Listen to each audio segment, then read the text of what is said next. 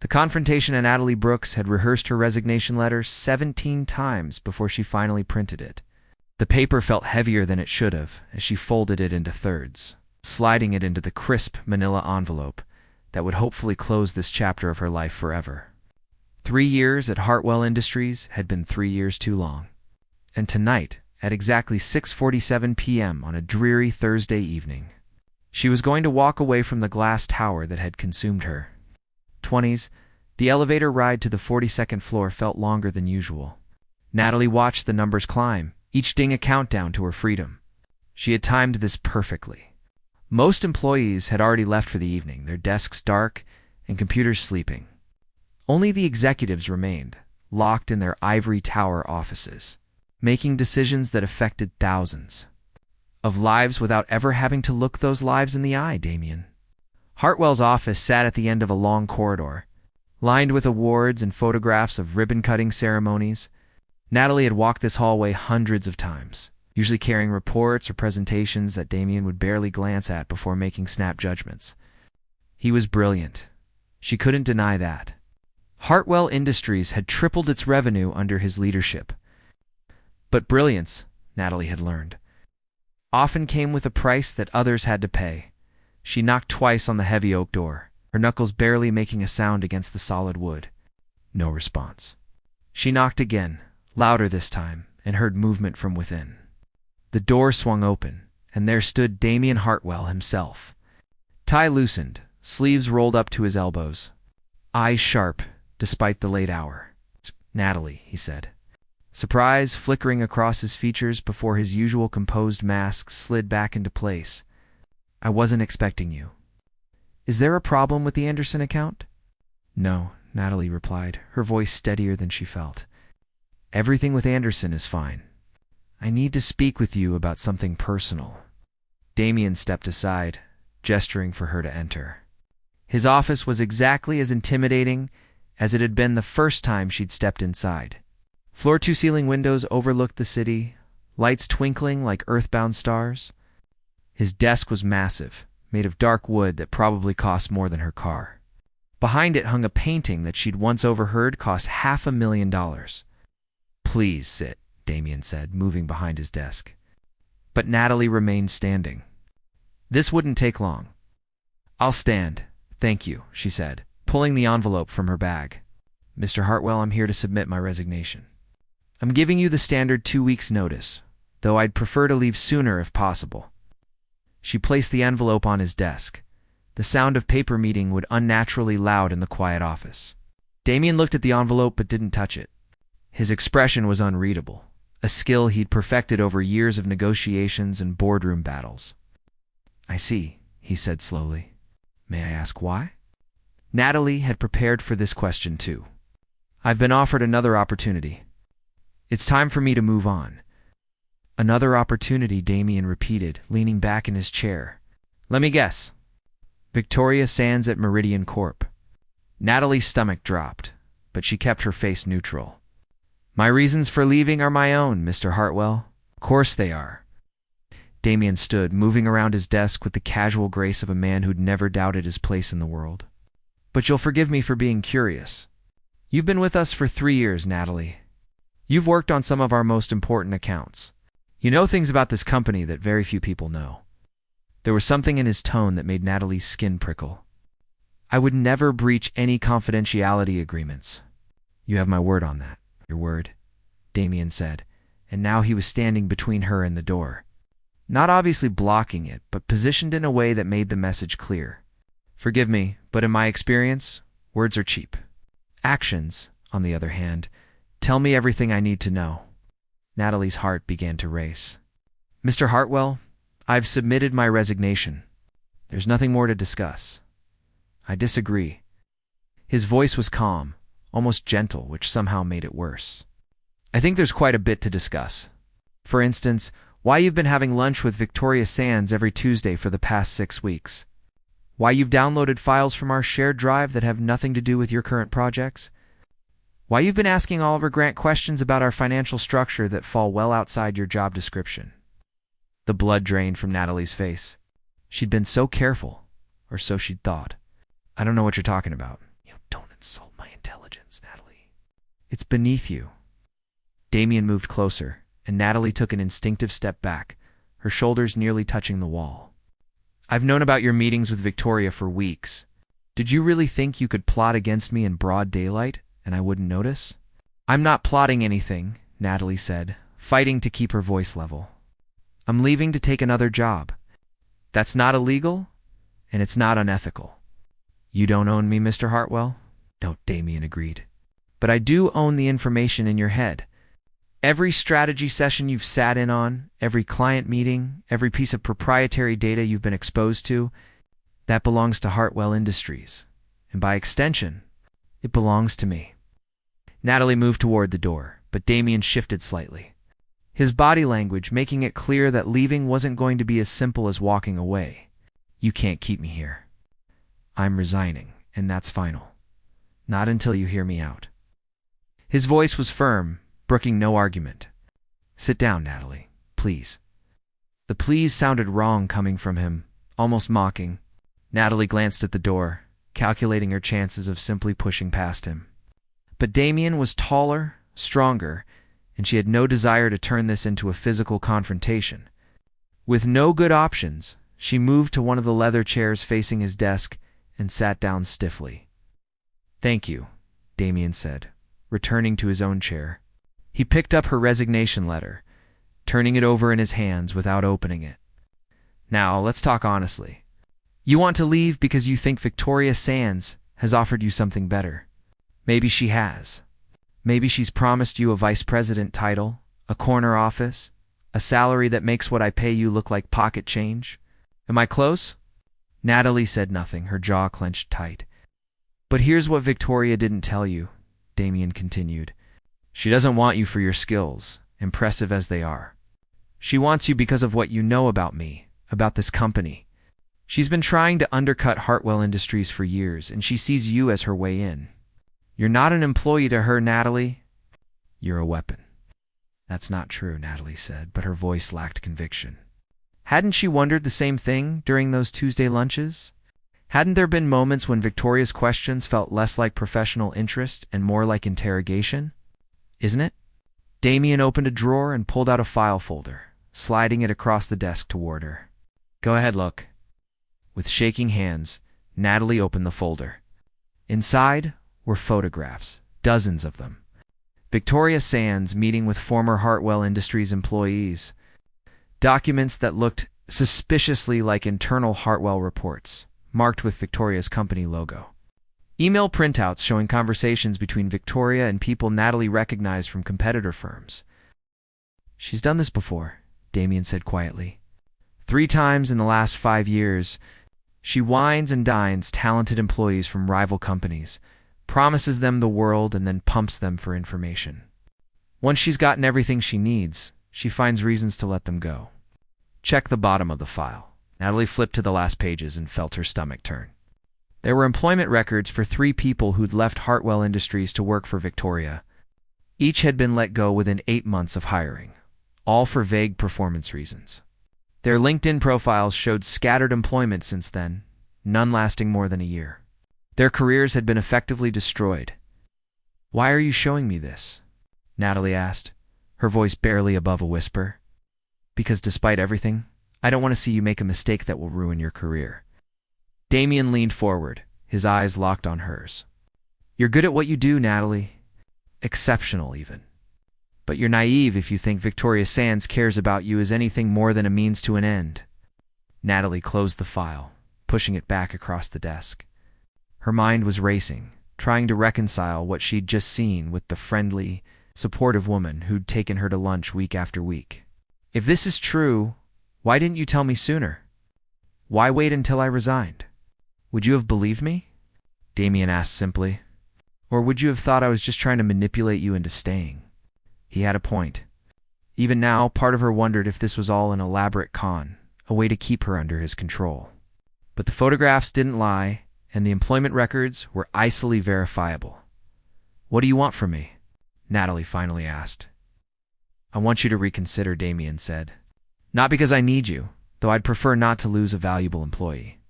But because I've built this company on loyalty and integrity, and I reward both. Stay with Hartwell Industries, and I'll make sure you have opportunities that actually lead somewhere. Leave for Victoria Sands, and I guarantee you'll regret it within 6 months. That sounds like a threat. It's a prediction based on observable patterns. Damien stood, moving to the windows that overlooked the glittering city. You came here tonight thinking I was the villain in your story, Natalie? I'm not saying I'm perfect. I push hard. I demand excellence. And yes, I can be ruthless when the situation calls for it. But I've never deliberately destroyed someone's career for sport. Can Victoria Sands say the same? Natalie stood as well, her legs unsteady. Everything she'd believed about this moment, about her grand exit and fresh start, had been turned upside down in the span of 20 minutes. I need time to think. Take the night, Damien said. But I need an answer by tomorrow morning. If you still want to leave, I won't stop you. But I won't be able to protect you from what happens next. Protect me. Natalie's voice rose. From what? Damien turned from the window, his expression grave. Victoria Sands doesn't just destroy careers, Natalie. She collects information like currency, and she's not above using it to hurt people who disappoint her. If you go to work for her and then refuse to give her what she wants, you won't just lose a job. You'll lose your reputation, your contacts, possibly your entire future in this industry. That's not a threat from me. That's just the reality of who you're dealing with. Natalie felt tears prick at her eyes but refused to let them fall. Not here. Not in front of him. I need to go. This time, Damien stepped away from the door, gesturing for her to leave. Of course. Think about what I've said.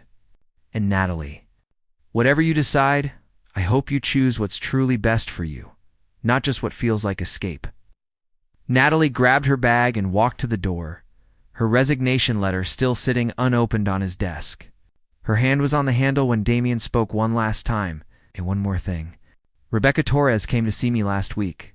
She told me you've been unhappy, that you felt undervalued and overlooked. She was right to tell me. I should have paid more attention to how my employees feel, not just what they produce. If you stay, that changes. You have my word. Natalie turned, searching his face for deception and finding only what looked like genuine remorse. Without trusting herself to speak, she opened the door and left, her footsteps echoing down the empty hallway. Behind her, Damien Hartwell stood in his office doorway, watching her go with an expression that held both calculation and something that might have been concern. The elevator doors closed, and Natalie finally allowed herself to breathe. Her phone buzzed in her bag. A text from Victoria Sands. Dinner tomorrow? We should celebrate your new beginning. Natalie stared at the message, Damien's words echoing in her mind. Her finger hovered over the reply button as the elevator descended, carrying her away from one uncertain future and toward another she no longer quite believed in. The truth unravels. Natalie barely slept that night. She lay in her apartment, staring at the ceiling while her mind replayed every conversation she'd had with Victoria Sands over the past 6 weeks. The lunches at expensive restaurants, always on Victoria's tab. The casual questions about Hartwell Industries' upcoming projects that had felt like friendly interest at the time. The way Victoria had leaned in conspiratorially whenever Natalie mentioned feeling frustrated with Damien's management style, adding fuel to flames that Natalie now realized had been deliberately stoked at 3 in the morning. She gave up on sleep and made coffee. Her laptop sat on the kitchen table, and after a moment's hesitation, she opened it and began researching. The 3 former Hartwell employees whose files Damien had shown her were easy to find on LinkedIn. Each profile told the same story, promising careers derailed. Gaps in employment, eventual moves to smaller firms or different industries entirely. One had left the corporate world altogether and now ran a small bakery in Vermont. Natalie clicked on that profile, its curiosity getting the better of her. The woman's name was Sophie Chen. She'd been a senior analyst at Hartwell Industries before moving to Meridian Corp. Natalie noticed that Sophie had listed her email and her contact information, something most professionals avoided on public profiles. It was almost as if she wanted to be found. Before she could second-guess herself, Natalie composed a message. She kept it brief, professional, but honest. She explained that she was considering an offer from Meridian Corp and wondered if Sophie would be willing to share her experience working there. She hit send before her courage failed her. The response came faster than Natalie expected. Her phone chimed at 6:15 a.m. with an email notification. Sophie's reply was a single line: "Call me now." This number. Below was a phone number with a Vermont area code. Natalie's hands trembled as she dialed. Sophie picked up on the second ring. "Thank God you reached out," Sophie said without preamble. "Don't take that job. Whatever Victoria Sands promised you, don't believe it." "What happened to you?" Natalie asked, gripping the phone tightly. Sophie let out a bitter laugh. "Everything Damien Hartwell probably told you would happen. Victoria hired me with all these grand promises. Vice President of Strategic Development, it's a salary 50% higher than what I made at Hartwell, stock options, the works. The first month was great. She treated me like gold, introduced me to everyone important, made me feel valued in ways I never felt at Hartwell. And then she started asking questions. Specific questions about Hartwell's clients, their bidding strategies, their financial structures. At first I thought it was normal competitive intelligence, but it got more aggressive. She wanted copies of documents, recordings of meetings if I had them, names of contacts within client companies. When I told her I didn't have access to most of that information anymore, and wouldn't feel comfortable sharing it if I did, her attitude changed overnight. Natalie sank into a chair. What did she do? She started documenting every tiny mistake I made, called me into her office weekly to discuss my performance issues, created an impossible workload, and then criticized me for not completing it fast enough. Within 6 months, she'd built a paper trail that made me look incompetent. When she fired me, she made sure to spread the word in industry circles that I'd been let go for performance reasons. Nobody would hire me after that. It took 3 years and moving to a completely different state to rebuild any kind of career. And even then, I had to leave the corporate world entirely. Why didn't you sue? That sounds like wrongful termination. With what proof?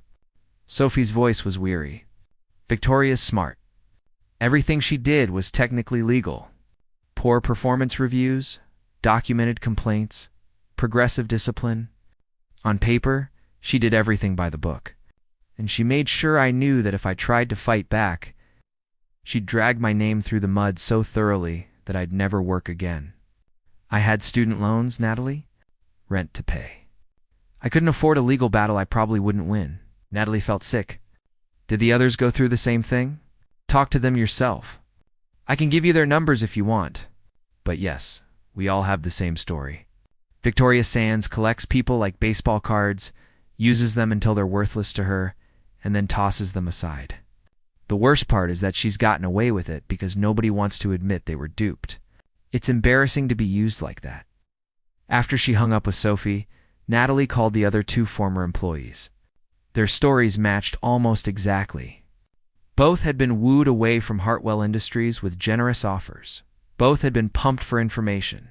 And both had been discarded when they either ran out of useful intel or refused to provide what Victoria wanted. One of them, a man named Robert Kim, had fallen into depression so severe he'd required therapy. The other, Jennifer Walsh, had moved back in with her parents at age 35 after being unable to find work for over a year by the time the sun fully rose. Lee had made her decision. She showered, dressed in her best suit, and headed to the office earlier than usual. But instead of going straight to Damien's office, she stopped by Rebecca Torres's desk. Rebecca looked up in surprise. "Natalie, I didn't expect to see you this early. How did last night go?" "Can we talk?" Natalie asked. "Privately?" They found an empty conference room, and Natalie closed the door behind them. "Damien told me you went to see him. That you told him I was unhappy?" "I'm sorry. I know I probably should have talked to you first, but I was worried about you. You've been so stressed lately, and I thought if he knew how you were feeling, maybe he could do something to help. I didn't mean to go behind your back." "Why didn't you tell me you were going to talk to him?" "Because I knew you'd tell me not to." Rebecca met her eyes steadily. "You're my best friend, Nat. I've watched you burn yourself out here for 3 years. And yeah, some of that is on Damien for being a demanding boss. but some of it is on you for never speaking up about what you need. I thought maybe if he heard it from someone else, he'd listen. Natalie sank into a chair. Did he put you up to it? Was this all some kind of setup? What, no? Rebecca looked genuinely shocked. I went to him on my own. He didn't even know we were friends until I told him. Natalie, what's going on? So Natalie told her everything. The job offer from Victoria Sands, the resignation letter, Damien's revelations, and the phone calls with his former employees. Rebecca listened without interrupting, her expression growing more troubled with each detail. I can't believe Victoria would do that, Rebecca said when Natalie finished. I've met her at industry events. She always seemed so supportive of other women in business. That's her angle, Natalie said bitterly. She targets people who feel undervalued and makes them feel seen. It's manipulation disguised as mentorship. Rebecca was quiet for a moment. So what are you going to do? I'm going to stay, Natalie said. But I'm also going to have a very different conversation with Damien than the one I planned to have last night. She found Damien in his office, already at his desk despite the early hour. He looked up when she knocked, and something that might have been relief crossed his face before he hit it. Ellie, I was hoping you'd come by. Please sit. This time, she did. I spoke with Sophie Chen, Robert Kim, and Jennifer Walsh last night. Well, this morning, technically. Damien nodded slowly.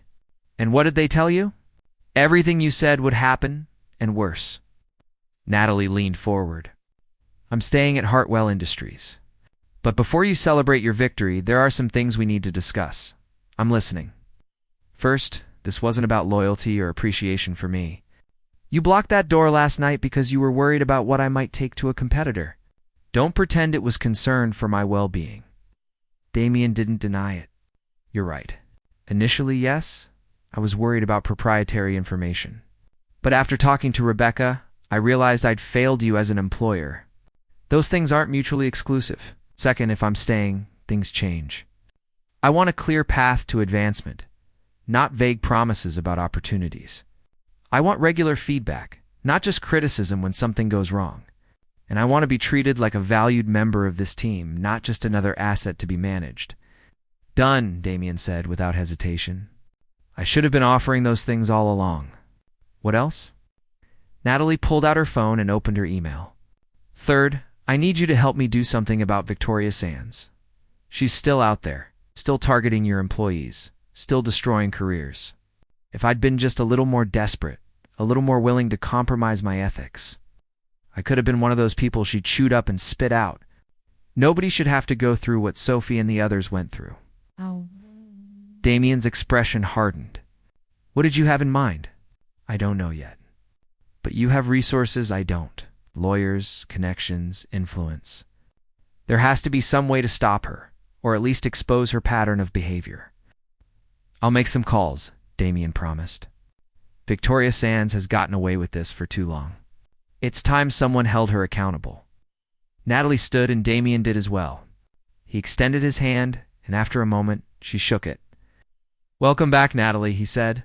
For what it's worth, I'm glad you're staying. So am I, Natalie replied. And surprisingly, she meant it. As she left his office, her phone buzzed again.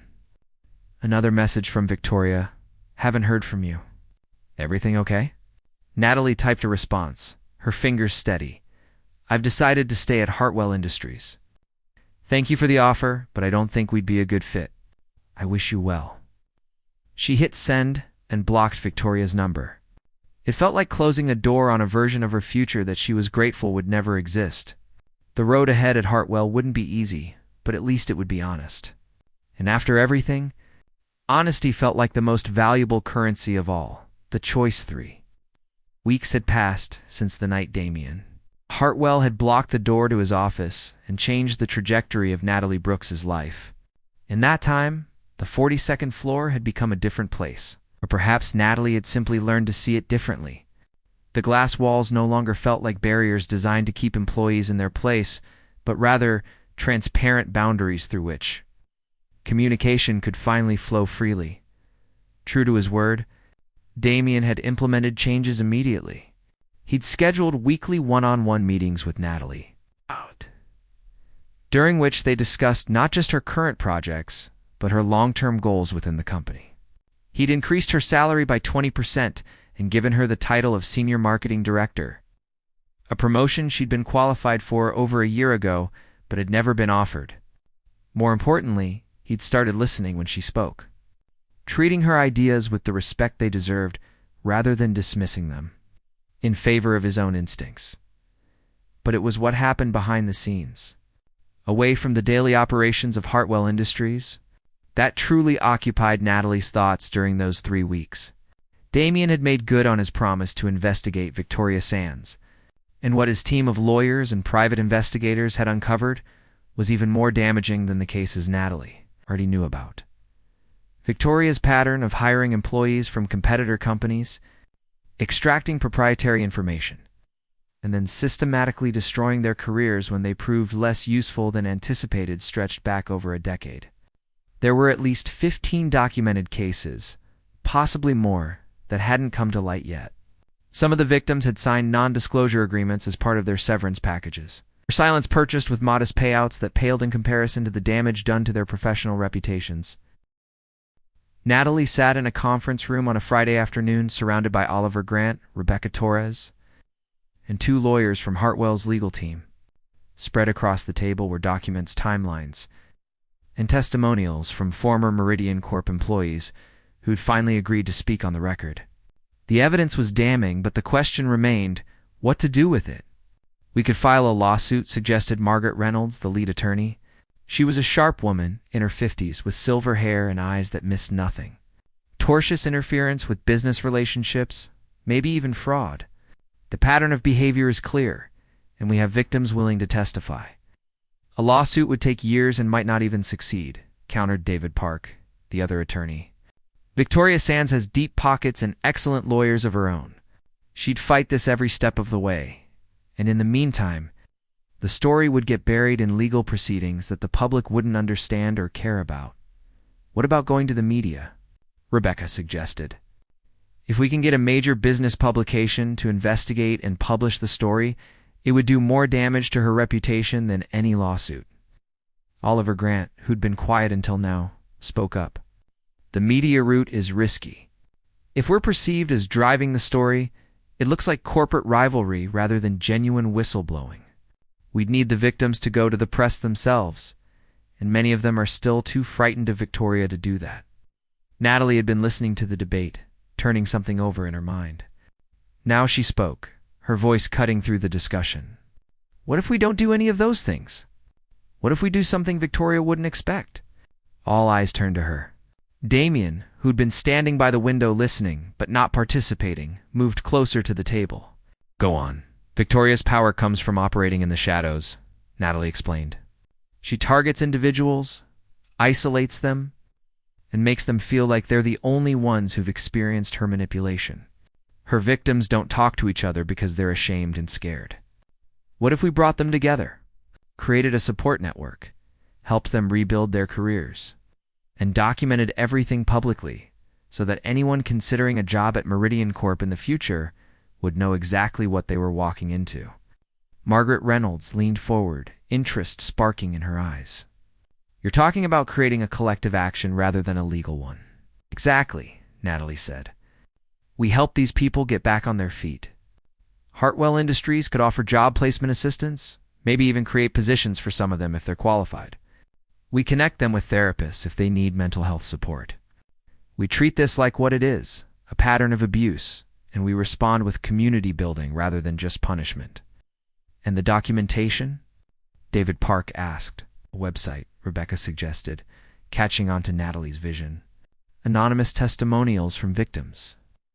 Resources for people who think they might be in similar situations. Information about how to recognize manipulative employment practices. We make it educational rather than accusatory. Damien was nodding slowly. It's an interesting approach, non-adversarial on the surface, but potentially more damaging to Victoria's ability to continue this pattern than a lawsuit would be. If her tactics become widely known, they lose their effectiveness. There's another element we should consider, Oliver said. Victoria doesn't just do this to individuals. She's been undercutting companies across the industry for years, using stolen information to win contracts that should have gone to other firms. If we can prove that, we could bring in other companies as allies.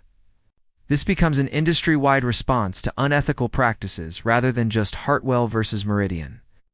The conversation continued for another hour, refining the strategy and identifying potential challenges.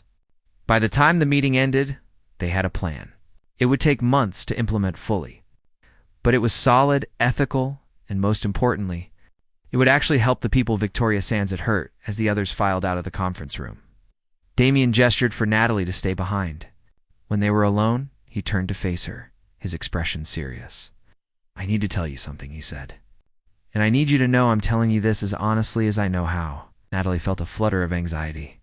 "Okay, that night, when you came to resign, I did block the door. I told myself it was because I needed you to hear the truth about Victoria, and that was part of it. But I also blocked it because I was angry. Angry that you were leaving. Angry that I'd apparently failed to make you feel valued enough to stay. Angry at myself for not seeing it sooner." He paused, choosing his words carefully. "What I did was inappropriate. I used my position and physical presence to intimidate you into staying and listening, even if that wasn't my conscious intention. I'm sorry for that." Natalie studied him, seeing vulnerability in his face that she'd never witnessed before. "Thank you for saying that. It did feel intimidating in the moment, and I'm glad you recognize that. But I also think if you hadn't forced me to listen, I would have walked straight into Victoria's trap. So I'm conflicted about it. You shouldn't have to feel grateful for behavior that crossed a line," Damien said firmly. "Going forward, I want you to know that you can always leave any conversation we have, whether it's in my office or anywhere else. You're not trapped here, Natalie. Not by me, not by this job. If you ever want to leave Hartwell Industries, I'll write you the best recommendation letter you've ever seen and help you find something that makes you happy. That's a promise." "I believe you," Natalie said. And she did. The man standing in front of her now was different from the one who'd blocked that door 3 weeks ago. Or perhaps she was simply seeing him more clearly. He was flawed, controlling at times, and driven by a need to protect what he'd built. But he was also capable of growth, of admitting mistakes, and of putting the well-being of his employees above his own ego. That was rare in the corporate world. "There's something else," Damien continued. "I've been thinking about what you said, about wanting a clear path to advancement. I'm 53 years old, Natalie. I've been running this company for 20 years, and honestly, I'm tired. Not tired enough to retire yet, but tired enough to start thinking about succession planning. I need someone I can train to eventually take over, someone who understands both the business side and the human side of leadership, someone who's not afraid to call me out when I'm wrong." Natalie's heart began to race. "What are you saying?" "I'm saying that if you're interested, I'd like to mentor you as a potential successor. It would take years, and there are no guarantees. You'd need to prove yourself in ways that would be challenging and sometimes frustrating.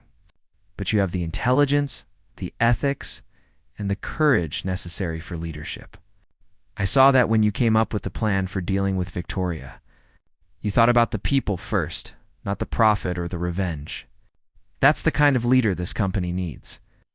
For a long moment, Natalie couldn't speak. 6 months ago, she would have laughed at the idea of one day running Hartwell Industries. Even 3 weeks ago, on the night she'd tried to resign, the possibility would have seemed absurd. But now, standing in this conference room, with the late afternoon sun streaming through the windows, it felt less like an impossible dream and more like a challenging but achievable goal. "I'm interested," she finally said. "Very interested. But I have conditions." Damien smiled. "I'd be disappointed if you didn't." "Name them." "First, this mentorship has to be real, not just a carrot you're dangling to keep me loyal. I want structured development, exposure to different parts of the business, and honest feedback about my strengths and weaknesses." Agreed. "Second, we continue the work we started with Victoria's victims. That project doesn't get dropped once the initial excitement fades.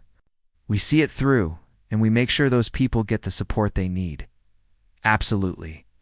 Third, you let me implement some changes to company culture.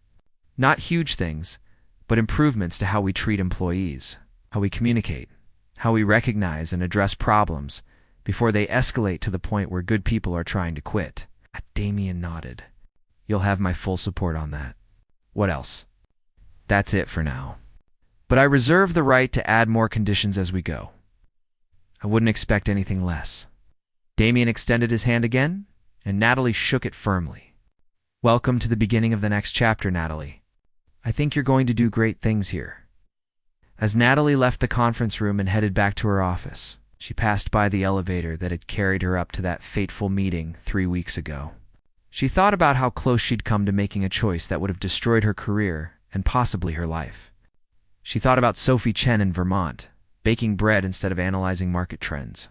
She thought about Robert Kim struggling with depression and Jennifer Walsh moving back in with her parents. But she also thought about Rebecca Torres, who'd risked their friendship to help her. She thought about Oliver Grant, who'd quietly provided information that helped expose Victoria's schemes. She thought about Damien Hartwell, who'd been ruthless enough to block a door but humble enough to apologize for it and change his behavior. People were complicated, Natalie realized. Companies were complicated. There were no perfect jobs, no perfect bosses, no easy answers to difficult questions about loyalty and ambition and integrity, but there were choices, always choices. The key was making them with clear eyes and accurate information. Her phone buzzed with a text from Rebecca. Dinner tonight? I want to hear everything about the meeting. Natalie smiled and typed back, absolutely. I'm buying. We have a lot to celebrate. She paused at her office door, looking back down the hallway toward Damien's office. The door was open now, no longer a barrier, but an invitation. She could see him through the glass walls, already on the phone, probably setting in motion whatever came next in their plan to help Victoria's victims and hold her accountable. 3 weeks ago, Natalie had walked down this hallway believing she was heading toward freedom. Instead, she'd walked toward a confrontation that had revealed uncomfortable truths about manipulation, desperation, and the complexity of human motivation.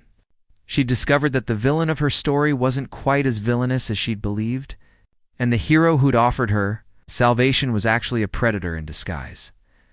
Now she stood at the threshold of something new, something she hadn't planned for, but was ready to embrace. It wouldn't be easy. There would be long hours, difficult decisions, and moments when she questioned whether she'd made the right choice. But it would be hers, built on honesty rather than deception, on mutual respect rather than manipulation. Natalie entered her office and sat down at her desk. She opened her laptop and began drafting an email to Sophie Chen, Robert Kim, and Jennifer Walsh. Dear friends, she wrote, I hope this message finds you well. I'm writing to tell you about an idea we're working on at Hartwell Industries. A way to help people who've experienced what you went through. I'd love your input and involvement if you're interested. She continued typing, outlining the support network they plan to create, the resources they'd offer, and the website that would document these stories and provide warnings to others. With each sentence, she felt more certain that this was right, that choosing to stay and fight was better than running away to what had seemed like safety. When she finished the email and hit send, Natalie leaned back in her chair and looked out her window at the city below. Somewhere out there, Victoria Sands was probably having lunch with another unsuspecting employee from another company, spinning her web of promises and manipulation. But this time, her victim would have resources to turn to, stories to read, warnings to heed, and if Victoria Sands tried to target another Hartwell Industries employee, she'd find the door not just closed but locked, with Natalie Brooks standing guard. Not because anyone had ordered her to, not because she was trapped or manipulated, but because she'd chosen to be there to protect others the way she wished someone had protected Sophie, Robert, and Jennifer. The sun was setting over the city, painting the sky in shades of orange and pink. Natalie watched the colors change, thinking about how different this moment felt from the one 3 weeks ago, when she'd left this same office, believing her time here was over. Back then, she'd been running from something. Now, she was running toward something. Toward purpose and challenge and the chance to build something meaningful. Her office phone rang, and she picked it up. It was Damien. Natalie, can you come back up to my office? There's someone I'd like you to meet. One of our board members is here. And I think it's time to start introducing you to the people who will be evaluating you as a potential successor. Are you ready? Natalie stood, straightening her jacket and taking a deep breath. Was she ready? Maybe not completely. But she was willing and she was committed, and sometimes that was enough. I'll be right there, she said. She hung up the phone, grabbed her notebook, and headed for the elevator. As the doors closed and the car began to ascend, Natalie caught her reflection in the polished metal. She looked different somehow, more confident, more grounded. The woman staring back at her wasn't running away from anything anymore. She was exactly where she chose to be, doing exactly what she wanted to do. And when the elevator doors opened on the 42nd floor, Natalie stepped out without hesitation, walking down the hallway toward Damien's office with her head held high. The door was open, waiting for her, and this time there was no one blocking it. This time, she was walking through it on her own terms, into a future she would help create. Behind her, the elevator doors closed with a soft chime, marking the end of one journey and the beginning of another. And somewhere in the building below, in offices and cubicles and conference rooms, other employees were making their own choices, facing their own challenges, walking toward their own uncertain futures. But for Natalie Brooks, at this moment, on this evening, there was only one choice that mattered, and she had finally, definitively made it.